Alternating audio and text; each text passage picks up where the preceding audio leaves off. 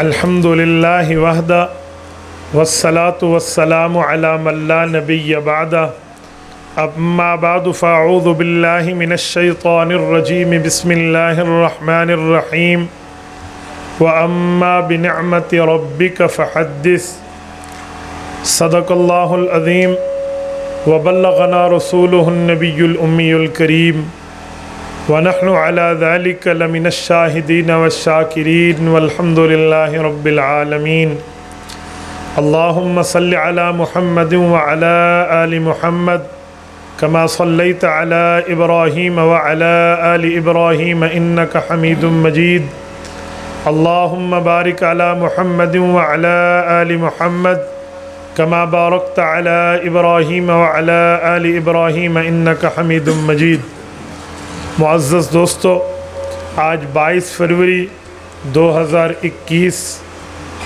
آپ کے یہاں مدرسہ نور الاسلام للبنات مانسیرہ سٹی میں آپ کی خدمت میں موجود ہوں۔ ہم صبح بروقت تیار تھے، نو لیٹ اور نو ویٹ پر میں ادھر آنے کے لیے نکلنے پہ بالکل پابند رکاب تھا۔ اس وقت ہمیں اطلاع ملی کہ آپ کچھ صبر کر لیں۔ اس صبر میں ہم نے دوسری جگہ بھی جانا تھا تو ہم نے ان کا پروگرام جلدی کرا لیا۔ اصل وجہ یہ ہے میں ذاتی طور پہ لیٹ نہیں ہوں، میں نو لیٹ اور نو ویٹ کا قائل ہوں۔ اللہ تعالیٰ آپ کو خوش و خرم رکھے۔ آج تقریب ختم بخاری ہے۔ حضرت شیخ الحدیث و تفسیر مولانا خلیل الرحمن نعمانی دامت فیوزہم العالیہ نے اس پر گفتگو فرمالی ہے، وہ آپ کے اور میرے لیے شافی اور کافی ہے۔ میں آپ کے سامنے اس حدیث پاک کی تقریب میں حجیت حدیث پر دو چار باتیں عرض کر دیتا ہوں، جسے کہتے ہیں دا اتھارٹی آف سنہ ان دا ریلیجن آف اسلام، کہ ہمارے مذہب میں ہمارے پاک پیغمبر کے فرمان کی ویلیو کتنی ہے۔ معزز دوستو، یہ بات یاد رکھیں کہ حدیث پاک قرآن کریم کی طرح اللہ نے آسمان سے اتاری ہے۔ سورت نمبر 3 بلکہ سورت نمبر 4 سورت نساء آیت نمبر 114 113 اللہ فرماتے ہیں وَأَنزَلَ اللَّهُ عَلَيْكَ الْكِتَابَ وَالْحِكْمَةَ وَعَلَّمَكَ مَا لَمْ تَكُنْ تَعْلَمْ وَكَانَ فَضْلُ اللَّهِ عَلَيْكَ عَظِيمًا۔ میں نے آپ پر کتاب بھی اتاری ہے اور آپ پر حکمت یعنی سنت بھی نازل کی ہے، اور قرآن اور سنت کو نازل فرما کر آپ کو ان علوم سے روشناس کرایا ہے جو اس کی نزول سے پہلے آپ کے پاس نہیں تھے، اور یہ آپ پر اللہ کا بہت بڑا فضل ہے۔ وَكَانَ فَضْلُ اللَّهِ عَلَيْكَ عَظِيمًا میں حضور پاک کی سنت بھی داخل ہے، حضور کا قرآن بھی داخل ہے۔ فرق یہ ہے کہ حضور پاک علیہ الصلوۃ والسلام کی حدیث اور قرآن میں لفظ بھی اللہ کے ہیں، معنی مطلب مراد و مفہوم بھی اللہ کا ہے۔ حدیث پاک میں لفظ رسول اللہ کے ہیں، مطلب میرے اللہ کا، بس اتنا ہے۔ یہ فرق ہے، اس کے علاوہ یہ فرق نہیں ہے۔ لوگ کہتے ہیں نماز میں قرآن پڑھا جاتا ہے، یہ ان کی بھول ہے۔ نماز میں شروع ہی حدیث سے کیا جاتا ہے، تو نماز میں حدیث زیادی ہے، قرآن کم ہے۔ نماز ہم شروع ہی حدیث پاک سے کرتے ہیں، یہ سبحانک اللہم و بحمدک حدیث پاک ہے، اس کے بعد قرآن کریم شروع ہوتا ہے، اور نماز کا اختتام بھی حدیث پاک پہ اللہم انی ظلمت نفسی۔ ہاں پھر آیت آپ پڑھنا چاہیں بطور دعا تو ربی جلنی پڑھ لیں۔ یہ نماز میں شروع حدیث، پھر یہ سمع اللہ، یہ ربنا، یہ سبحان ربی العظیم، سبحان ربی العلیٰ، یہ رب اغفر لی ورحمنی، یہ التحیات للہ والصلوات، یہ اللہم صلی علیہ، سارا حدیث پاک ہے۔ تو نماز میں بھی قرآن اور حدیث ملا کر ہم پڑھتے ہیں۔ اگر نماز میں حدیث نہ ہو تو نماز کامل بنتی ہی نہیں ہے۔ تو ہم حضور پاک کی حدیث کی اتنی ویلیو اور حیثیت سمجھتے ہیں۔ نمبر 2، ہمارے پاک پیغمبر صلی اللہ علیہ وسلم سے پہلے جتنے نبی آئے ہیں ان کی بات کی حیثیت بھی ایسی ہے جیسے حضور پاک علیہ الصلوۃ والسلام کی حدیث ہے۔ رتبے میں اگرچہ فرق ہو سکتا ہے لیکن اس کی اتھارٹی وہی ہے۔ میں آپ کو اس پر ایک مثال دیتا ہوں۔ حضرت علامہ شمس الحق افغانی رحمۃ اللہ علیہ کی بات ہوگی، لفظ میرے ہوں گے، میں ان کا مفہوم پیش کر رہا ہوں۔ نکات افغانی میں علامہ افغانی تحریر فرماتے ہیں کہ اگر کوئی بندہ وقت کے نبی کی حدیث کا انکار کرے تو رب اسے فرعون بنا دیتے ہیں۔ پھر اس دعوے پر دلیل لاتے ہیں، فرماتے ہیں جو فرعون غرق ہوا تھا وَأَغْرَقْنَا آلَ فِرْعَوْنَ وَأَنْتُمْ تَنْظُرُونَ، یہ بحیرہ کلزم میں جو غرق ہوا ہے، فرعون ڈوبا ہے، تورات اس وقت نازل ہی نہیں ہوئی تھی، تورات کو فرعون نے دیکھا سنا چھوا بھی نہیں ہے، تورات تو فرعون کی غرق یابی کے کئی سال بعد اتری ہے، کوہ طور پہ جا کر۔ اللہ کی کتاب تو اتری نہیں تھی، فرعون غرق کیوں ہوا؟ اللہ کی کتاب تورات تو نازل ہی نہیں ہوئی تھی، فرعون بن کے ڈوبا کیوں ہے؟ اور اللہ نے یہ کیوں فرمایا کہ ہم تجھے قیامت تک کے لیے ایک علامت مقام عبرت بنا دیں گے اور تجھے اس جگہ ڈبائیں گے؟ اور یہ سارا لشکر ڈوبا، یہ تباہ و برباد اور ستیہ ناس ہوئے ہیں فرعونی سارے کے سارے، یہ جو ہے نا قبطی گروپ۔ وجہ کیا ہے؟ کہا وجہ یہ ہے کہ انہوں نے دو نبی حضرت موسیٰ اور حضرت ہارون علیہ السلام کی حدیثوں کا انکار کیا تھا۔ تو احادیث کا انکار اتنی بڑی چیز ہے۔ اللہ نے فرمایا نا اذهبا الى فرعون انه طغى، اذهبا تثنیہ ہے، حضرت موسیٰ بھی جائیں، حضرت ہارون بھی جائیں، اور اتنی نرمی، فقولا له قولا لینا، نرم پیار سے، اسے حکمت سے، بصیرت سے اسے گفتگو کرو، لعلہ یتذکر، ہو سکتا ہے نصیحت پکڑے، ہو سکتا ہے ڈر جائے، اس کے لیے بھی رب نے ہدایت کے دروازے کھول رکھے تھے، لیکن بدقسمت تھا۔ فقال انا ربکم الاعلی کہہ کے اللہ کی اتھارٹی کو چیلنج کر رہا تھا، تو رب العزت نے ڈبایا ہے۔ بنیاد حدیث موسیٰ اور حدیث ہارون علیہ السلام کا انکار ہے۔ تو اس سے یہ نہ سمجھیں کہ کوئی قرآن کریم کو مان رہا ہے اور حدیث کو نہیں مان رہا تو وہ مسلمان ہے یا وہ بندہ اچھی بات کر رہا ہے۔ نہ بابا، جیسے قرآن کا منکر باؤنڈری آف اسلام سے باہر ہے، ایسے حدیث پاک کا منکر بھی اسلام کے دائرے سے باہر ہے۔ رسول اللہ صلی اللہ علیہ وسلم کا رتبہ تو حضرت موسیٰ حضرت ہارون سے بہت بڑا ہے، حضور تو امام الانبیاء ہیں، وہ نبی اللہ ہیں، یہ نبی الانبیاء بھی ہیں، تو ہمارے نبی کی حدیث کا درجہ کتنا ہوگا، ہمارے پیغمبر علیہ السلام کی بات کا درجہ کتنا ہوگا، کتنا بڑا رتبہ اور مرتبہ ہے ہمارے نبی پاک صلی اللہ علیہ وسلم کی حدیث کا۔ میرے دوستو، اس پر میں ایک بات مزید بھی کرتا ہوں، ہمارے نبی پاک صلی اللہ علیہ وسلم کے فرمان پر اللہ کا پہرا ہے۔ یہ نہ سمجھیں کہ میرے نبی پاک غصے میں مغلوب الحال ہو جاتے ہیں تو غصے میں جو بات کرتے ہیں وہ حق نہیں ہوتی۔ حضرت موجود ہے، میں حضرت کی فیض سے ایک جملہ عرض کر رہا ہوں۔ سنن نبی داؤد جلد نمبر 2 کتاب العلم، باب کتابت العلم، حضرت عمرو ابن عاص رضی اللہ عنہ اذہن العرب صحابی ہیں، ان کے واسطے سے ایک حدیث پاک موجود ہے، ان کے صاحبزادے ہیں حضرت عبداللہ بن عمرو ابن عاص رضی اللہ عنہ۔ وہ فرماتے ہیں کل شیء اسمعہ من رسول اللہ صلی اللہ علیہ وسلم اکتبہ، جو چیز حضور سے سنتا لکھ لیتا۔ فنہتنی قریش کے بڑے اجلہ صحابہ نے مجھے روکا اور کہا تکتب کل شیء، ہر چیز لکھتا ہے؟ ورسول اللہ صلی اللہ علیہ وسلم بشر یتکلم فی الغضب والرضا، اللہ کے رسول کبھی غصے میں کوئی بات بطور فطرت انسانی فرما دے تو ہر بات لکھنے پہ بیٹھے ہوئے، ہر بات نہ لکھا کر، حضور کا خاص بیان، واعظ، نصیحت لکھا کر۔ فامسکت عن الکتاب، کہتے میں لکھنے سے رک گیا۔ فذکرت او قال فذکر ذلک للنبی صلی اللہ علیہ وسلم، یہ بات میں نے یا کسی نے اللہ کے رسول کی خدمت عالیہ میں کہہ دی کہ یا رسول اللہ یہ سب لکھتا تھا آپ کی باتیں۔ بزرگوں نے روکا کہ ہو سکتا ہے بطور فطرت انسانیہ کچھ بات غصے میں فرما جائے، تو میں تو رک گیا، تو اللہ کے رسول نے مجھے بلایا۔ فاوما باصبعہ الی فی، اللہ اکبر، انگلی مبارک اٹھائی اور منہ مبارک کی طرف کر کے فرمایا اکتب فوالذی نفسی بیدہ ما یخرج منہ الا حق، مجھے اس اللہ کی قسم جس کے قبضہ قدرت میں جان ہے، اس اللہ کی قسم، اس منہ پر اللہ کا پہرا ہے، اللہ حق سے حق بات نکالتے ہیں، وہ غصہ ہو، وہ نرمی ہو، وہ پیار ہو، وہ کوئی حالت جنگ ہو یا حالت امن ہو، یوں نہیں ہے۔ تو صحابہ کرام نے اس طرح حضور کے فرمان کو لکھا۔ اچھا، اگلی بات، پیغمبر کا فرمان آ جائے، آنکھوں سے نہ دیکھا ہو، آنکھ بند کر کے گواہی دے دو آپ کی گواہی سچی ہے، ایسا ہے یا نہیں ہے؟ میں اس پر صحابہ کرام کی مثال دینے سے پہلے ایک مثال دیتا ہوں۔ اشہد ان لا الہ الا اللہ، میں گواہی دیتا ہوں اللہ ایک ہے، ہر مؤذن کہتا ہے نہیں کہتا، ہر مکبر کہتا ہے یا نہیں کہتا؟ اشہد ان محمد رسول اللہ، اتنے نہ اللہ کو آنکھ سے دیکھے نہ رسول اللہ کو آنکھ سے دیکھے، گواہی کیوں دے رہا ہے؟ یہ گواہی حضور پاک کے فرمان کے مطابق دے رہا ہے، کیونکہ نبی کا آرڈر اور لوہے کا گارڈر، یہ ہو نہیں سکتا کہ اس پہ کوئی جھوٹ کی بات ہو، وہ پکی ٹھکی بات ہے۔ ہم آج تک گواہی دے رہے. اور صرف یہاں نہیں, کل قیامت میں میدان محشر میں بھی امت محمدیہ گواہی دے گی. وَكَذَلِكَ جَعَلْنَاكُمْ أُمَّةً وَسَطًا لِتَكُونُوا شُهَدَاءَ عَلَى النَّاسِ. ہم گواہی دیں گے اور پچھلی امتوں کو کہیں گے تم نے اپنے نبی کی بات نہیں مانی تھی, تمہیں تو مان لینی چاہیے تھی. وہ امتیں ہمارے پاس آئیں گی, تم نے کس نے کہا تم بولو, آئے تو سب سے آخر میں ہو, تم نے ہمیں دیکھا, ہمیں سنا, ہمارا معاملے کا وزٹ کیا, ایسے گواہی دینا شروع کر دی.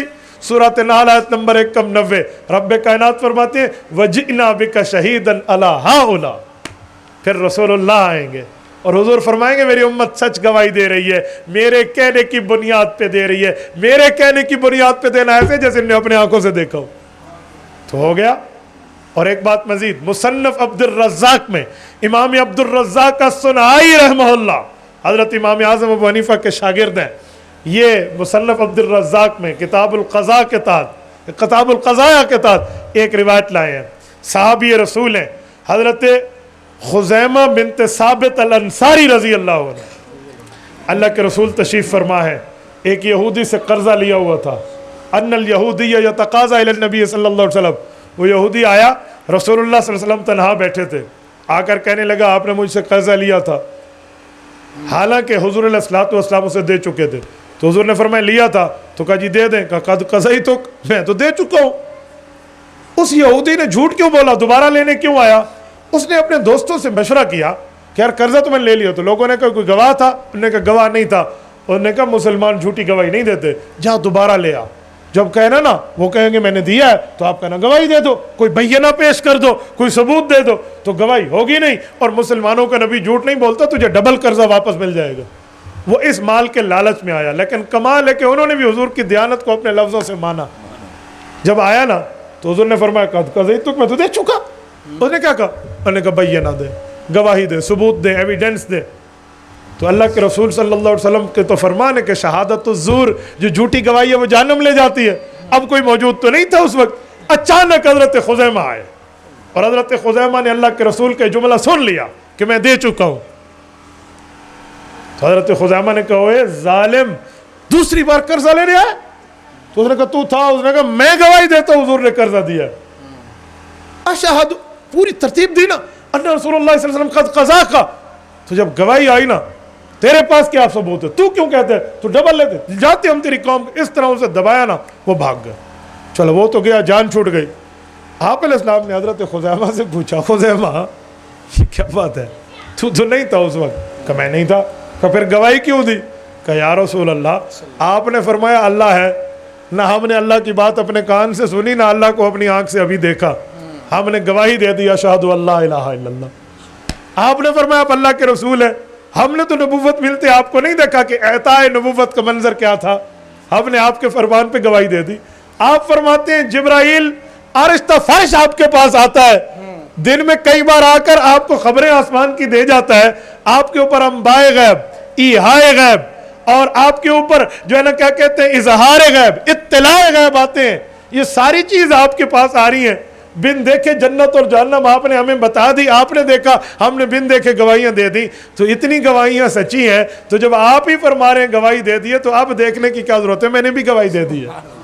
فرمایا انت ذو شہادتین. کیا مطلب؟ آج کے بعد تو دو گواہوں کے برابر ہے. اور یہ منظر رسول اللہ صلی اللہ علیہ وسلم نے گویا اپنی آنکھوں سے دیکھ لیا ہوگا.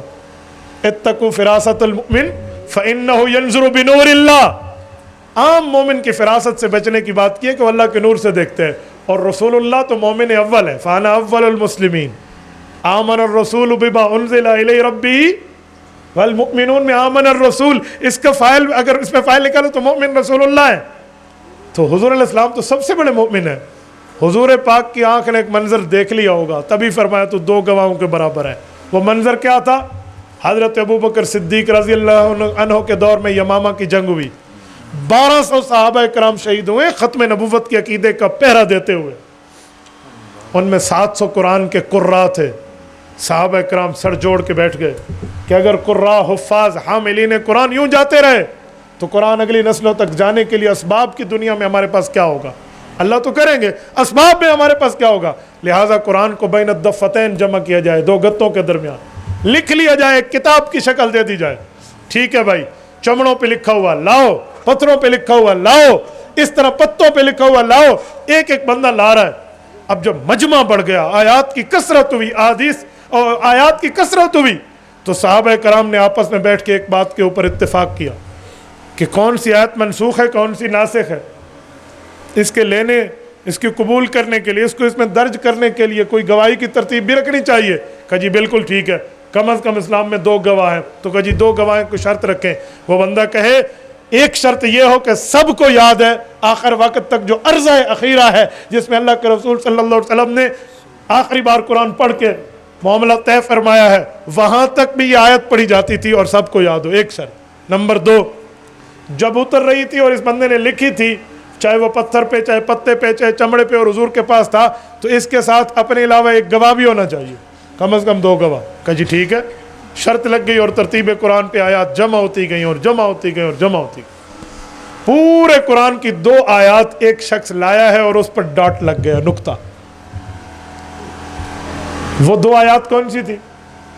سورت نمبر 2 سورت توبہ کی, سورت نمبر 9 اس کی آخری آیت فَإِن تَوَلَّوْا فَقُلْ حَسْبِيَ اللَّهُ, اور سورت نمبر 33 سورت احزاب کے 21 پارے کے آخری صفحے کی آیت من المؤمنین رجال صدقوا ما عاهدوا الله علیہ فمنهم من قضى نحبه ومنهم من ينتظر وما بدلوا تبدیلا. یہ 2 آیات.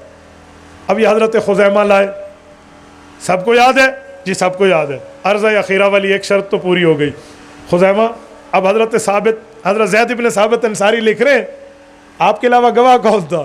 کہ رب جانتا ہے, جب میں حضور کی خدمت میں بیٹھا تھا تو میں نے اکیلے ہی حضور سے لکھی تھی, میرے پاس کوئی دوسرا گواہ نہیں ہے. حضرت زید بن ثابت کا قلم رک گیا.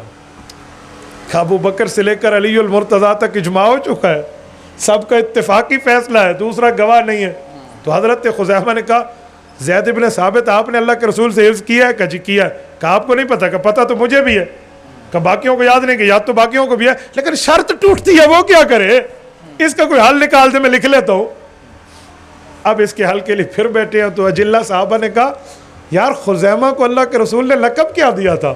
کہ نے کہا تھا یہ ذو شہادتین ہے, 2 گواہوں کے برابر ہے. اس نے تو حضور علیہ الصلوۃ والسلام کے لیے بن دیکھے گواہی دی تھی. او ہو, شرط بھی پوری ہے, اسی کی آیات لکھ لو. آج تک قرآن کا حصہ ہے, آج تک قرآن کا حصہ ہے. تو حضور علیہ السلام کے فرمان پر بن دے کے اس نے گواہی دی ہے. یہ ہے حجیت حدیث. اس پر 5ویں بات ایک میں مزید کرتا ہوں, یہ 4تھی تھی, 5ویں ترتیب رکھنا ذہن میں. قرآن کریم حدیث نبوی کے فیصلے کو برقرار رکھتا ہے. کیسے؟ توجہ رکھنا. ما کان لنبی ان یکون لہ اسرا حتی یثقل فی الارض. قرآن کریم کہتا ہے ایک وقت تھا, جنگ بدر کے 70 قیدی پکڑے گئے, جنگی قیدی ہیں, کیا کیا جائے؟ مارا جائے؟ نہیں. چھوڑا جائے؟ قید کیا جائے؟ نہیں. اس کے بدلے میں کوئی ترتیب بنائی جائے, فدیہ لیا جائے. مختلف مشورے سامنے آئے. رسول اللہ صلی اللہ علیہ وآلہ وسلم نے اتفاق اس پر کر لیا کہ انہیں فدیہ لے کر چھوڑا جائے گا. تو اللہ نے باوجود ہے کہ وہ کہتے ہیں تقدیر میں کیا لکھا تھا, فیصلے پر رب العزت نے رضا کا اظہار فرمایا اور حدیث پاک کے فیصلے کو برقرار رکھا. ایک مقام اور, دوسرے پارے کا پہلا صفحہ اٹھائیں, سورت نمبر 2 سورۃ البقرہ اٹھائیں, تحویل قبلہ کو دیکھیں. قبلہ کس طرف ہے؟ یہاں سمت قبلہ اس طرف. یہ ہمارے پاکستان میں مغرب سمت قبلہ ہے, شمال یہ بنے گی. تو اس وقت مدینہ منورہ میں وہ اس طرف منہ کر کے نماز پڑھتے ہیں. 17 مہینے ہیں نماز یہیں پڑھی. اللہ کے رسول نے بیت المقدس کی طرف, مسجد اقصی فلسطین کی طرف منہ ہے, لیکن دل میں ہے کہ خانہ کعبہ قبلہ بن جائے. تو اللہ نے بتا دیا تھا فَلَنُوَلِّيَنَّكَ قِبْلَةً تَرْضَاهَا, آپ کے دل کی خواہش کو ہم پورا کریں گے, آپ ادھر ہی منہ فرمانا. لیکن ایک وقت صبر آتا گیا, آتا گیا, آتا گیا, اور اس کے بعد رسول اللہ صلی اللہ علیہ وسلم مسجد قبلتین میں ٹھہرے ہیں. اللہ آپ تمام دوستوں کو مدینہ منورہ لے جائے, اللہ آپ کی برکت سے ہمیں بھی لے جائے. مسجد قبلتین میں آج بھی نشانی موجود ہے. آپ علیہ السلام نے نماز میں رخ بدل دیا, حکم آ گیا ادھر منہ کر کے 2 رکعتیں, باقی رکعت ادھر پڑھ لی. تو جب قبلہ بدلا گیا, سب نے آج تک قبلہ ایسے ہی بنایا ہوا ہے. اللہ ہمارے اس قبلے کو ہمیں نصیب فرماتے رہے. اہل قبلہ تو بہت بڑی چیز ہوتی ہے. یہاں میں ایک جملہ کہتا ہوں, یہ جو ادھر منہ کر کے حضور نماز پڑھتے تھے, قرآن کریم میں ہے کہ وہ ہم نے حکم دیا تھا.